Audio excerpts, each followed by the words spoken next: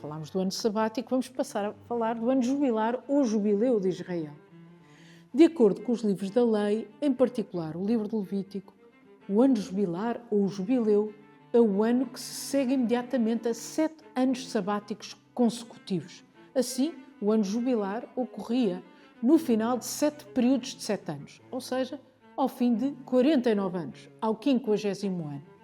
Como diz o livro do Levítico, no capítulo 25, contarás 7 semanas de anos, isto é, 7 vezes 7 anos. De forma que a duração destas 7 semanas de anos, corresponderá a 49 anos. Depois farás ressoar fortemente a trombeta no 10º dia do 7º mês. No dia do grande perdão, fareis ressoar o som da trombeta, que em hebraico se diz exatamente Jobel, através de toda a vossa terra. Santificareis o 50º ano, proclamando na vossa terra a liberdade, que em hebraico se diz Deror, de todos os que habitam. Este ano será para vós um jubileu. Cada um de vós voltará à sua propriedade e à sua família.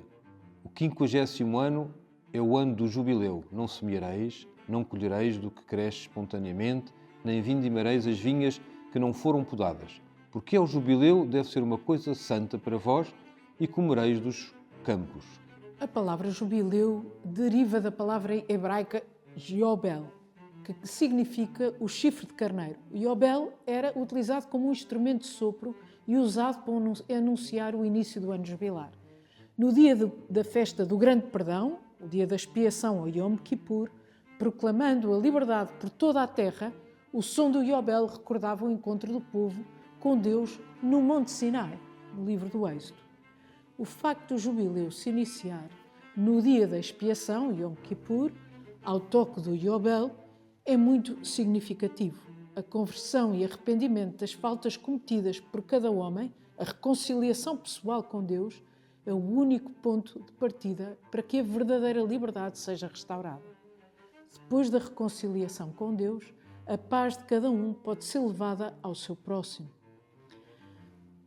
Para além da palavra Jobel, há outra palavra muito distintiva usada em relação ao ano jubilar. É a palavra Deror, que significa libertação ou liberdade. Nos anos sabáticos e no jubileu havia que cumprir algumas práticas éticas que eram a expressão socioeconómica de uma realidade espiritual mais profunda. Os preceitos estabelecidos para o ano sabático também se aplicavam ao ano jubilar, mas eram ampliados e celebrados com maior solenidade. São 3 estes preceitos. Concedia-se a liberdade a todo o israelita que tivesse sido vendido como escravo para pagar as suas dívidas. O segundo preceito, a terra ficava em pousio, sem ser lavrada ou semeada, e os mais pobres e desfavorecidos podiam usufruir livremente do que os campos produzissem. E a terceira prática, ou terceiro preceito, era exclusiva do jubileu e obrigava à devolução da terra aos seus donos originais, caso tivessem vendido a terra que era herança ancestral da família devido à pobreza ou para pagamento de dívidas.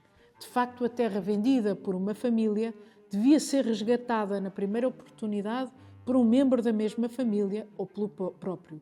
Se isto não tivesse acontecido antes do ano jubilar, neste ano ela era devolvida ao proprietário original. E vamos agora falar do jubileu como libertação ou redenção. Estes preceitos incorporam um ideal ético de quebra de ciclos de pobreza e escravidão, mas muito mais significativo é o subjacente sentido teológico e religioso. De facto, cada uma destas práticas está profundamente enraizada na narrativa de uma redenção, da redenção que conta-nos o Antigo Testamento. Qual é então a raiz do preceito que obrigava à libertação dos escravos no ano sabático? O livro do Levítico diz: porque são meus servos que fiz sair da terra do Egito, não devem ser vendidos como se vende um escravo. Não o domines com dureza para temeres o teu Deus. Deus ouviu o grito de sofrimento do seu povo quando estava escravo no Egito e libertou-o. Ora, o ano sabático e o jubileu são símbolos da relação íntima entre aquele que liberta e redime e o seu povo. Assim, o povo de Deus deve lutar contra a exploração dos seus irmãos e deve incorporar na sua vida a memória da libertação que Deus lhe concedeu. A prática de deixar a terra em pousio está igualmente associada à história do povo de Deus e à sua redenção. Após o êxodo, o povo caminha pelo deserto. Essa terra não era cultivada e árida e não fornecia alimento, nem tinha caminhos. Durante esse tempo, o povo não controla a sua sobrevivência, depende totalmente de Deus, que providencia o maná e codornizes e indica o caminho para a terra prometida. Ao longo de 40 anos, Israel experimentou que o homem depende de Deus. Deus é aquele que sustenta, providencia os dons e a própria vida. O tempo do deserto é o caminho que Deus faz o seu povo percorrer para pôr à prova o amor e fidelidade dos seus e para os ajudar a crescer, como um pai que cuida do seu filho. Agora, já na terra prometida, onde se semeavam, plantavam e colhiam culturas agrícolas, o povo correu ao risco de achar que Deus era desnecessário. O livro do Deuteronômio adverte o povo contra este esquecimento, em tempos de abundância. O Senhor teu Deus vai introduzir-te numa terra ótima, terra de torrentes de água, de fontes e de nascentes profundas, que jorram por vales e montes, terra de trigo, cevada, uva, figos, romãs, terra de azeite e mel, terra onde comerás pão com segurança, onde nada te faltará, terra onde as pedras são de ferro e de cujas montanhas extrairás cobre. Então comerás e ficarás saciado, agradecendo ao Senhor teu Deus pela terra ótima que te deu. Toma cuidado em não esquecer o Senhor teu Deus, observando os seus mandamentos, preceitos e leis que hoje te ordeno. A terra onde tudo abunda é dom de Deus e merece este canto de louvor e de gratidão, em que, não sei se repararam, mas 7 vezes se repete a palavra terra. Deixar a terra em pousio é sim uma recapitulação da experiência vivida no deserto e de confiança na providência divina. Por último, a prática que determinava que a terra ancestral fosse devolvida aos que a perderam por pobreza ou dívidas, incorpora a aceitação de Deus como o Senhor da terra, terra que ninguém deveria manipular em benefício próprio e à custa do próximo, e também está enraizada na narrativa do Antigo Testamento e na promessa da terra prometida, como diz o Levítico 25, explica a raiz desta prática. Nenhuma terra será vendida definitivamente, porque a terra pertence-me e vós sois apenas estrangeiros e meus hóspedes. Portanto, as práticas que a lei determina para serem vividas nos anos sabáticos e no jubileu radicam em momentos de redenção na história do povo de Israel e revelam o derramar de graças de Deus sobre o seu povo. Vivê-las como prescrito conduzia a uma renovação da terra, da criação, mas principalmente renovava a relação de aliança entre os israelitas e Deus. O povo de Deus tinha ainda de incorporar na sua vida comunitária a redenção do próximo e um compromisso com a verdadeira justiça. Então vamos agora falar do profeta Isaías e do jubileu ou ano da graça do Senhor, que fala o profeta Isaías 61. Como já foi referido, há 2 palavras em hebraico intimamente relacionadas com o jubileu.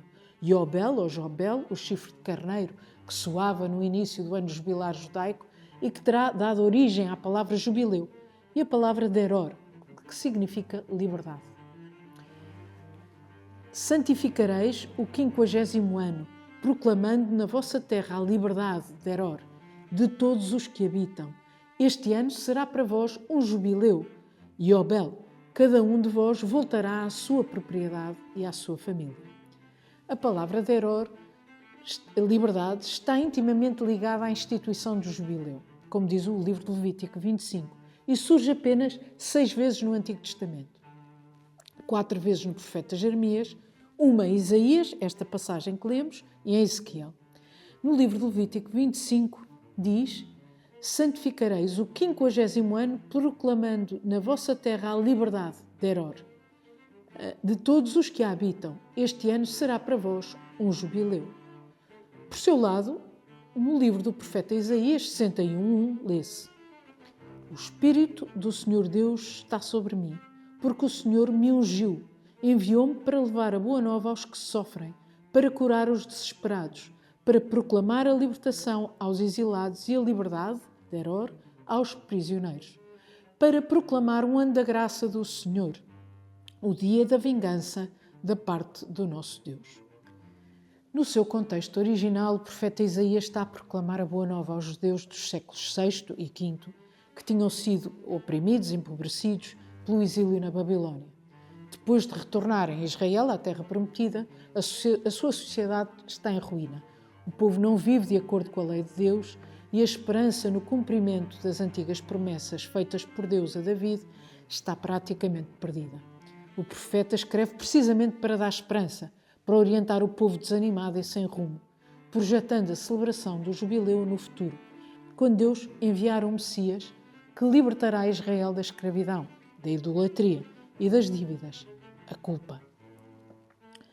O profeta relembra o compromisso de Deus, a idade messiânica, é descrita como o ano da graça do Senhor, um jubileu, e o Messias libertará os pobres e os oprimidos dos seus sofrimentos.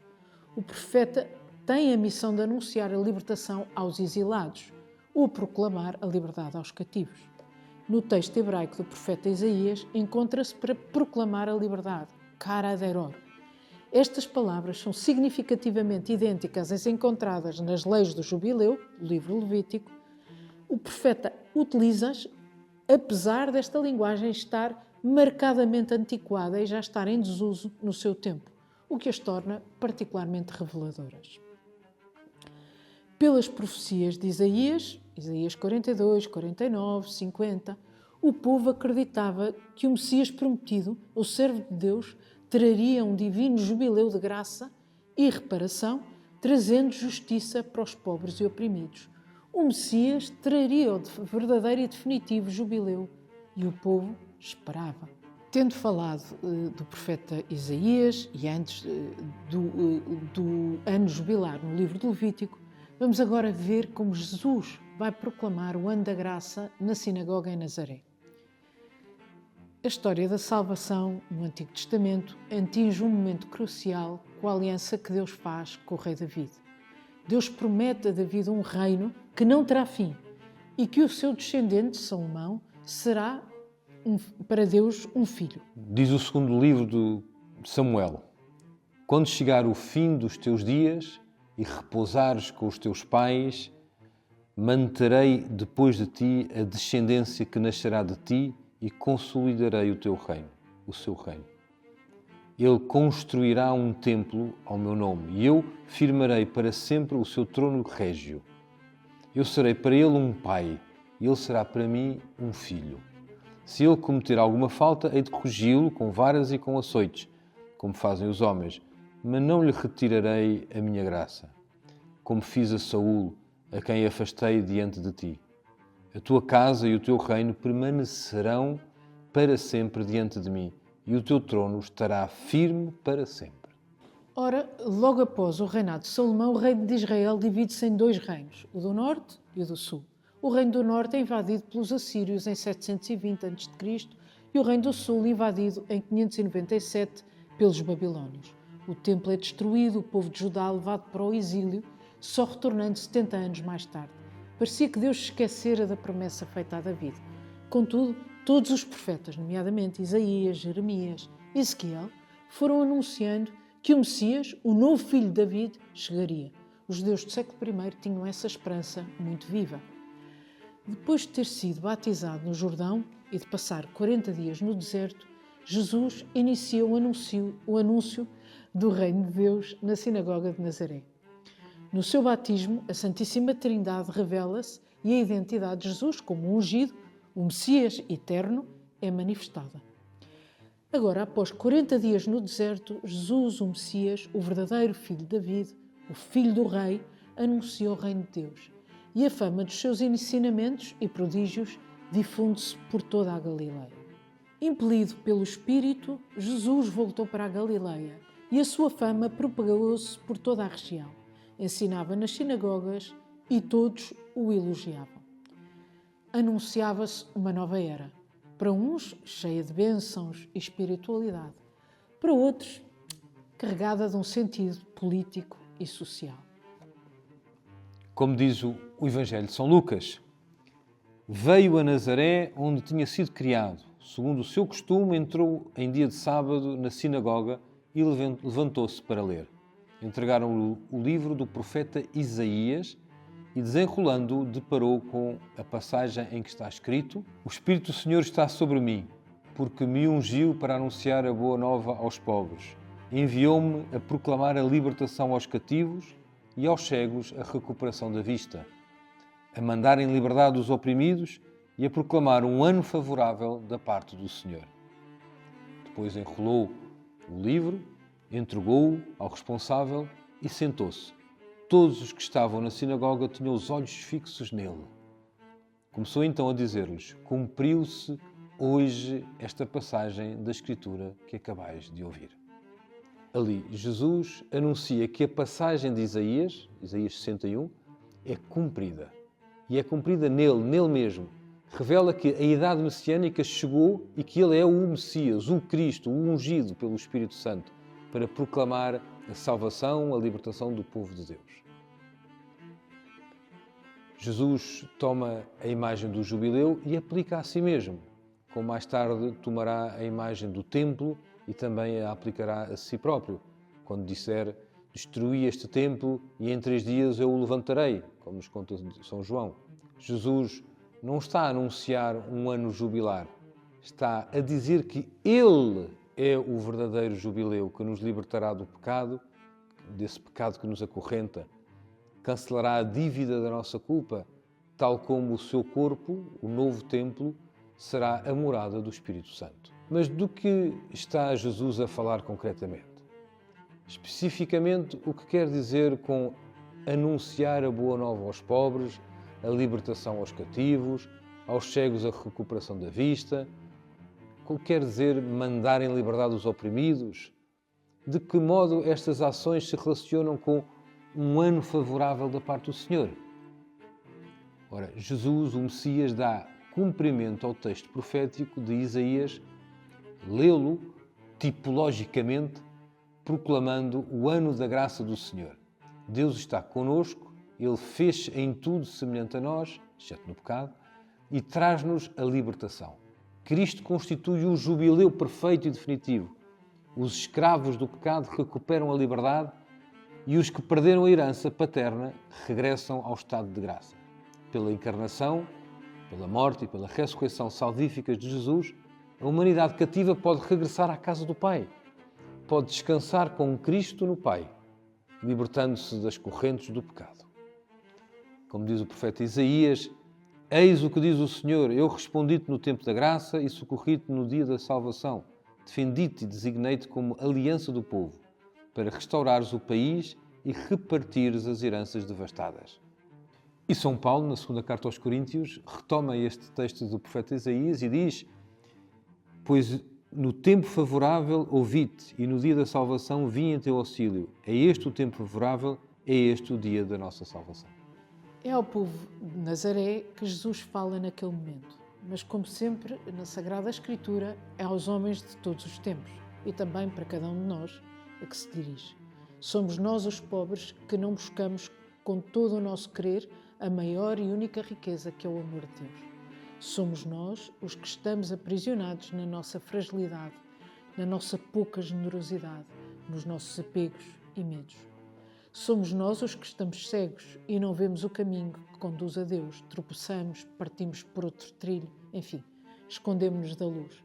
Somos nós os que estamos oprimidos, o mundo atrai-nos com mensagens tentadoras, com doces nadas que não satisfazem o nosso mais íntimo desejo de caminhar para Deus. Nesta passagem do Evangelho, Jesus anuncia-se como o Messias, aquele que vai trazer a verdadeira e única libertação. É em Jesus que é possível encontrar o verdadeiro descanso, a verdadeira paz, o consolo, mesmo no desconsolo e na tribulação. Jesus diz no Evangelho de São Mateus: Vinde a mim todos os que estáis cansados e oprimidos, que eu hei de aliviar-vos. Tomai sobre vós o meu jugo e aprendei de mim, porque sou manso e humilde de coração, e encontrareis descanso para o vosso espírito, pois o meu jugo é suave e o meu fardo é leve. Nos Evangelhos, o hoje da salvação que Jesus anuncia na sinagoga de Nazaré, Evangelho de São Lucas, cumpre-se logo de seguida com as curas e milagres descritas no próprio Evangelho de São Lucas, com o perdão dos pecados, também no Evangelho de São Lucas, e com a sua ação misericordiosa sobre os homens. É Ele que anuncia a boa nova aos pobres. É Ele que leva a liberdade àqueles que dela estão privados, que liberta os oprimidos, que restitui a vista aos cegos. Deste modo, Ele realiza um ano da graça do Senhor, que anuncia não só a palavra, mas sobretudo com as suas obras. Jubileu, ou seja, um ano da graça do Senhor, é a característica da atividade de Jesus e não apenas a definição cronológica de uma certa ocorrência. As palavras e as obras de Jesus constituem assim o cumprimento de toda a tradição dos jubileus do Antigo Testamento, diz a Carta Apostólica de Tercio Milênio Adveniente do Papa João Paulo II. Jesus libertou-nos para vivermos em comunhão com Ele, para que possamos ser criaturas livres, que por amor lutamos por obedecer a Deus, escolhendo a sua vontade para a nossa vida. Esta é a liberdade em Cristo, a verdadeira liberdade que o pecado tinha negado até à sua paixão, morte e ressurreição. O grande jubileu, o jubileu perfeito e definitivo é, portanto, Jesus. Ele quer continuar a operar em nós a sua obra de salvação e de libertação e fala de modo muito especial através dos sacramentos. Por eles, somos libertos do pecado, somos alimentados para a vida, abrem-se-nos os olhos para ver a luz e o caminho. Abramos-nos, por isso, à graça de Jesus Redentor e, fortalecidos pela vida em Cristo, anunciamos o seu reino como Ele ordenou aos seus apóstolos quando disse: "E depois e fazei discípulos de todos os povos, batizando-os em nome do Pai e do Filho e do Espírito Santo, ensinando-os a cumprir tudo quanto vos tenho mandado. E sabei que eu estarei sempre convosco até ao fim dos tempos." Isto é o que diz São Mateus no fim do seu Evangelho.